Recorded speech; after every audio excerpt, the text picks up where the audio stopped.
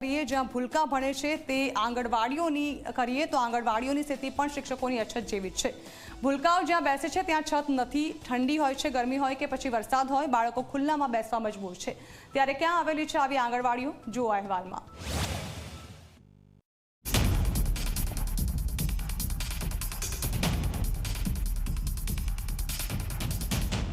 ભૂલકાઓને ભણવું છે પણ બેસવું ક્યાં?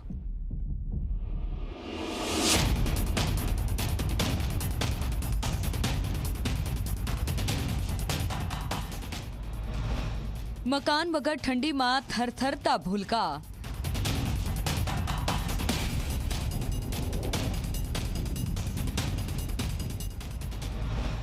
આંગણવાડીનું મકાન ક્યારે બનશે?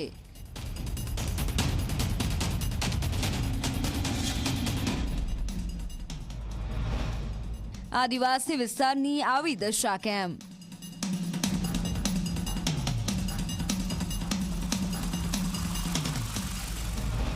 વિકસિત ગુજરાત માટે શરમજનક કહી શકાય તેવા દ્રશ્યો નવસારી જિલ્લાના વાંસદા તાલુકાના છે।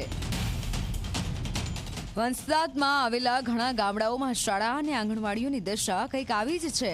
કદાચ ગાંધીનગરથી સરકારના હાથ અહીં નહીં પહોંચતા હોય, જો પહોંચે તો સરકારી તંત્રની આંટીઘૂંટીમાં જ અટવાયેલા રહે છે અને તેના જ કારણે સ્થિતિ કેવી વિકટ બને છે તેના સાક્ષી આ દ્રશ્ય પૂરી રહ્યા છે। પતરાના શેડ અને આસપાસ ઉગી નીકળેલા ઘાસ વચ્ચે ભૂલકાઓ ભણી રહ્યા છે। તેમને ભણવું છે પણ સરકાર કદાચ ભણાવવા માટે રાજી હોય તેવું લાગતું નથી। અમારા ગામમાં 5 આંગણવાડી આવી છે, જેમાંથી 2 આંગણવાડી જર્જરિત છે, જેના કારણે બંધ કરી દેવામાં આવી છે, જેની વૈકલ્પિક વ્યવસ્થા અધિકારીઓ આજ દિન સુધી કરી નથી। ઘરવાળાએ પોતાનો ઓટલો આપેલો છે, જેમાં છોકરાઓ બેસવા મજબૂર થઈ ગયા છે। આટલો બધો વરસાદ પડ્યો, આટલી બધી ઠંડી પડે છે, તાપ તડકો પડે છે, છોકરાઓ આજે તાપ તડકામાં પડે છે, પણ કોઈ અધિકારી અહીંયા જોવા સુદ્ધા એની ખબર લેવા આવતું નથી। આજે 1.5 વર્ષ થઈ ગયું છે, ઘણી રજૂઆત કરવાથી ગ્રાન્ટો મંજૂર થઈ ગયું છે, પણ આજ દિન સુધી બની નથી। વાંસદા તાલુકામાં આવી જર્જરિત આંગણવાડીની સંખ્યા 34 જેટલી છે, જેમાંથી 2 તો ઉનાઈ ગામની છે। ચરવી ફળિયામાં આવેલી આંગણવાડી જર્જરિત થઈ જતા તેને બંધ કરવી પડી છે। આજુબાજુ ઝાડી ઝાંખરા ઉગી નીકળ્યા છે, જેના કારણે આખી આંગણવાડી ખંડેર જેવી લાગે છે। કોઈ પણ બાળક ભણવા જતા પણ ડરે તેવી સ્થિતિમાં બિલ્ડિંગ પડ્યું છે। કેન્દ્ર સરકારની મનરેગા યોજના હેઠળ આંગણવાડીઓમાં મકાન બનાવવા પ્રતિ આંગણવાડી અંદાજે 10 લાખની ગ્રાન્ટ ફાળવાઈ છે, પરંતુ ક્યાંક જગ્યાના અભાવે તો ક્યાંક સરકારી ફાઇલોની ગૂંચવણના કારણે કામ થતું નથી। ત્યારે બાળકોને પડતી મુશ્કેલી મુદ્દે કોંગ્રેસી ધારાસભ્યએ રજૂઆત કરી અને ચીમકી આપી કે જો કામ નહીં થાય તો ઉગ્ર આંદોલન કરવામાં આવશે। વાંસદા તાલુકાની 34 જેટલી આંગણવાડી 3 વર્ષ પહેલા તોડી નાખવામાં આવી હતી। જર્જરિત હોવાને કારણે તોડી નાખી અને ત્યારબાદ ખાતમુહૂર્ત પણ તત્કાલીન તાલુકા પંચાયતના પ્રમુખે ત્યાં કર્યું હતું, પરંતુ આજ પર્યંત સુધી એક પણ આંગણવાડી બનવા પામી નહીં હતી।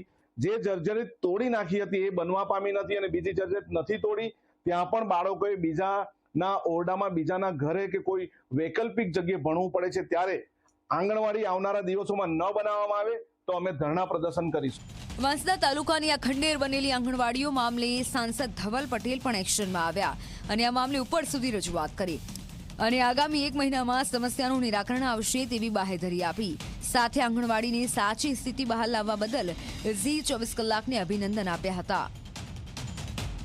ખૂબ ખૂબ ધન્યવાદ કહેવા માંગુ છું કે આંગણવાડી જેવા એકદમ ગંભીર પ્રશ્ન પર આપણા ઝી ન્યૂઝે ફોકસ કર્યું છે અને નરેન્દ્ર મોદી સાહેબની અમારી કેન્દ્ર અને રાજ્ય સરકાર આંગણવાડીઓમાં જે આપણા બાળકો છે એમની સારી સાર સંભાળ થાય, એમના માલન્યુટ્રિશનનો પણ પ્રોબ્લેમ થાય એનો પણ ઉકેલ લાવે, એની સાથે એમનું પ્રી સ્કૂલનો અભ્યાસ પણ સારી રીતે થાય, એની પર અમારી રાજ્ય અને કેન્દ્ર સરકાર ફોકસ કરી રહી છે। કશે પણ આપણી આંગણવાડીઓમાં કોઈ ગૂંચ હોય કે કોઈ સરકારી અધિકારી પાસે કે કોઈ સરકારી ઓફિસમાં એ પેન્ડિંગ હોય તો તરત જ અમે પૂરું સંકલન કરીને એનો ગૂંચવાડો સોલ્વ કરીને આંગણવાડીઓ જલ્દીથી બધી મંજૂરી હેઠળ થઈને રેડી થઈ જાય અને આપણા બાળકોને સારું ભણતર મળે, સારી એમની ચિકિત્સાની સુવિધા મળે, એના માટે પૂરેપૂરો પ્રયાસ મારી પૂરી ટીમ સાથે મળીને કરવાનો।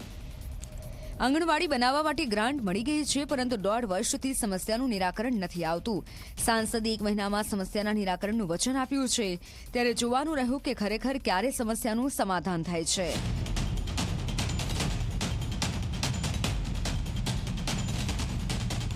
ધવલ પારેખ, ઝી મીડિયા.